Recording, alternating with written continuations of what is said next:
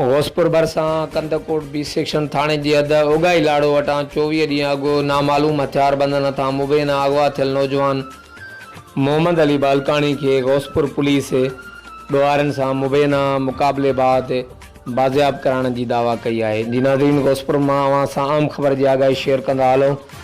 24 ॾींहं पहिरियां घोसपुर भरिसां कंदकोट बी सेक्शन थाणे जी हद उगाई लाड़ो वटां नामालूम हथियार बंदनि हथां खंभ जी अगवा थियल नौजवान मोहम्मद अली बालकानी के घोसपुर पुलिस ॾोहारनि सां मुबैना मुक़ाबलेबाद बाज़ियाब कराइण जी दावा कई आहे।